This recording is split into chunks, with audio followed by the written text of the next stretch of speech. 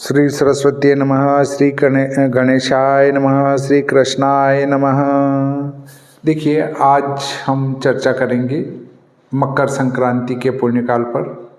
आप सभी को अग्रिम शुभकामनाएं मकर संक्रांति की। आपके लिए ये उत्तरायण संज्ञक मकर संक्रांति मंगलमय समय लेकर आवे, इसी के साथ हम चर्चा करते हैं।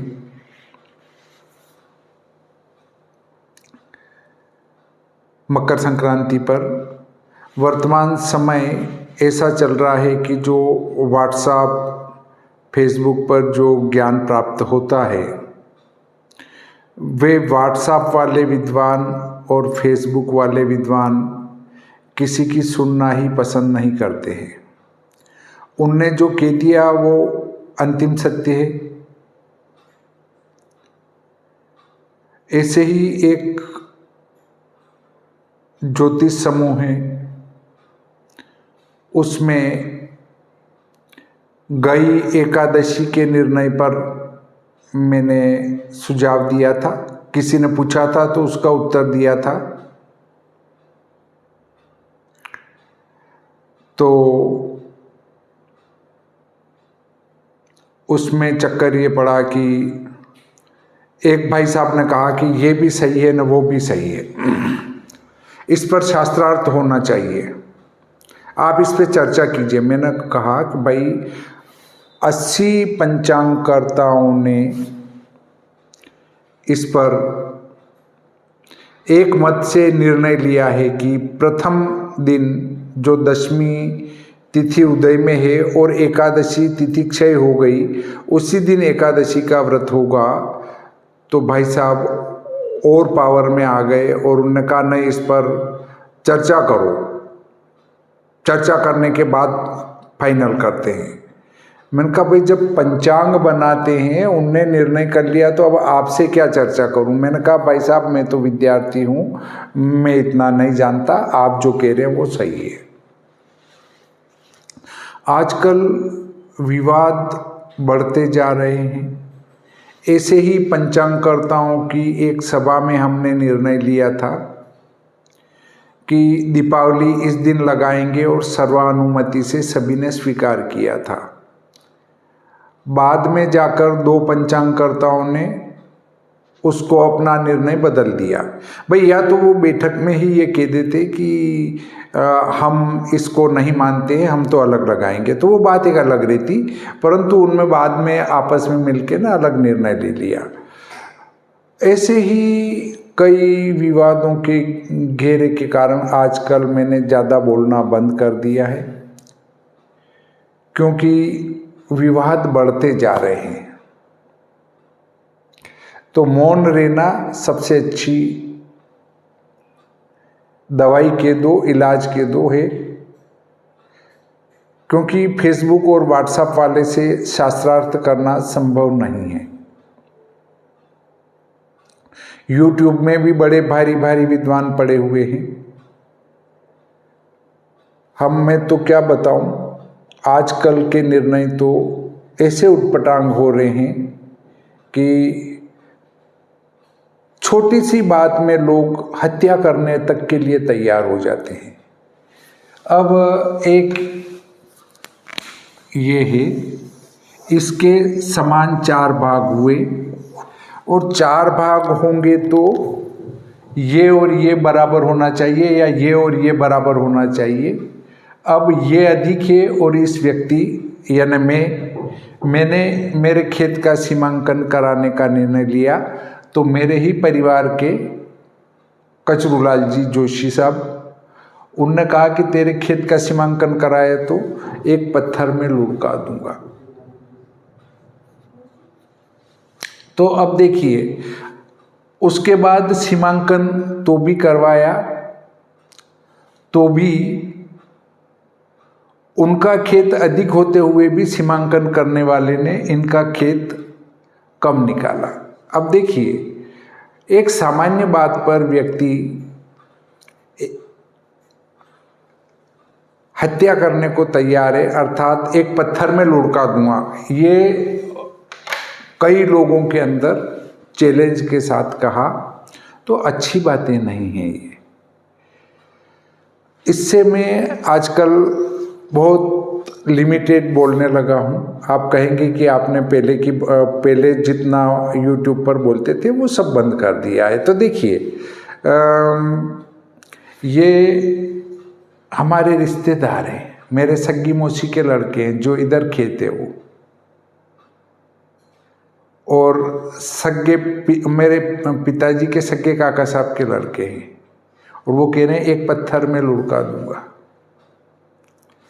तो फिर भी इनका खेत अधिक है, मेरा कम है, और सीमांकन करने वाले ने फिर भी इनका और कम निकाल दिया। ये देखिए कितनी मनोरंजक बात है।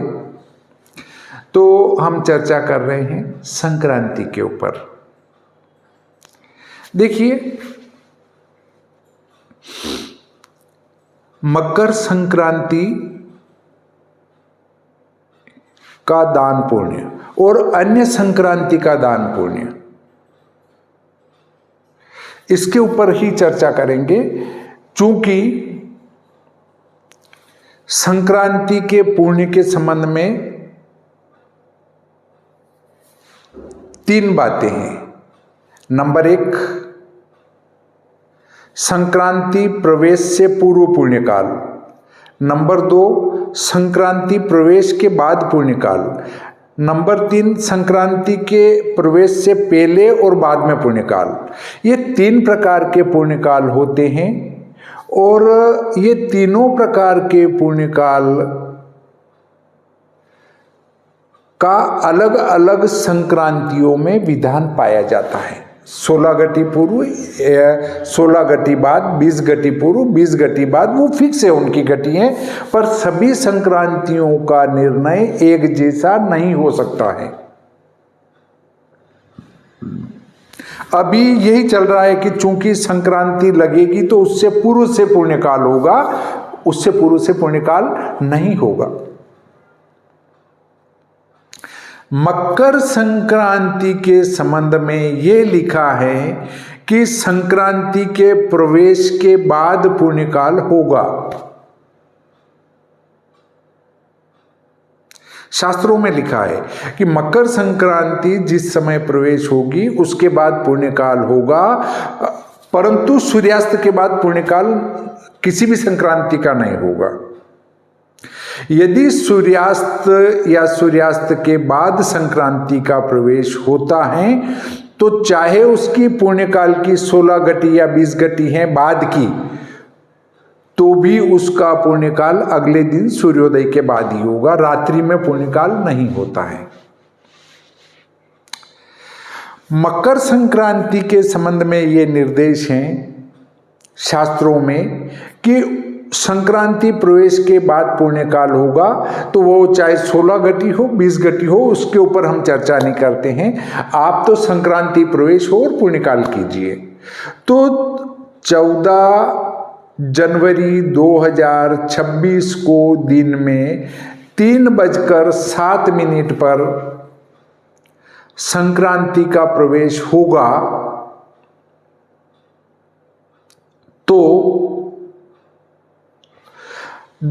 14 तारीख को ही दिन में 3:07 के बाद आपको पुण्य करना है, दान करना है, पुण्य करना है। तो आप अब ये कहेंगे कि आप ब्राह्मणों को दान पुण्य करने कह रहे हैं। मैं बिल्कुल ब्राह्मणों को दान पुण्य करने की नहीं कह रहा हूँ। आपको लगे कि गरीबों को दान पुण्य करें तो आप गरीबों को कीजिए, आपको जैसा उचित लगे वैसा दान पुण्य कीजिए। मैं किसी जाति विशेष का नाम नहीं ले रहा हूँ, परंतु राख में हवन करने से उसका कोई प्रतिफल नहीं होता है। अर्थात जो आप दान पुण्य कर रहे हैं उसको हजम करने वाला भी होना चाहिए, तो ही आपके दान पुण्य के फल की प्राप्ति आपको होगी। अब ब्राह्मण भी है और उसके कर्म ब्राह्मण के नहीं है, वो हत्या पर उतार हुए पशुओं को मारता है, या अन्य लोगों के साथ अन्याय करता है, किसी की मेड़ फाड़ता हुआ चला जाता है और फिर आप कहें ब्राह्मण है, तो ब्राह्मण के ये कार्य नहीं है।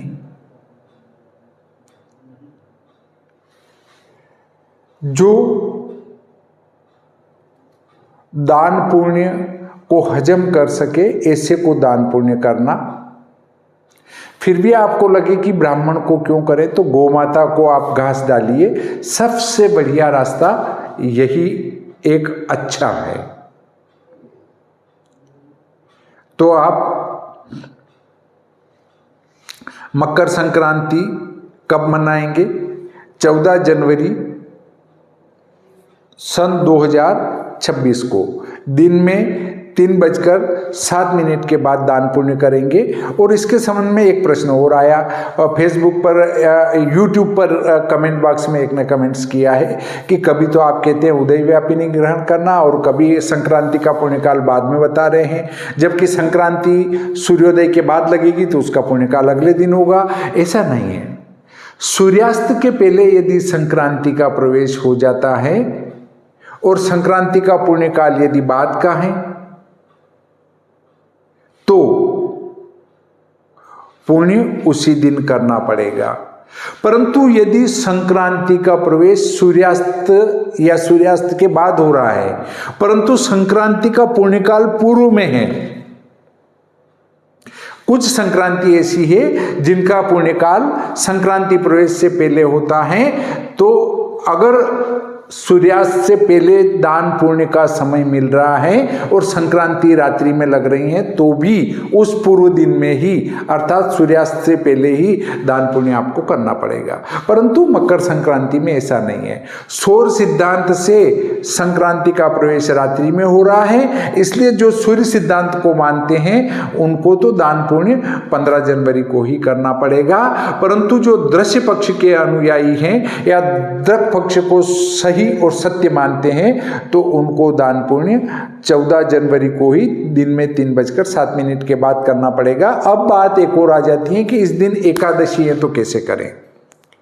एकादशी को दान पुण्य नहीं करते हैं ऐसा कुछ कहते हैं और उसका द्वादशी को दान पुण्य करना चाहिए, तो ऐसा नहीं है।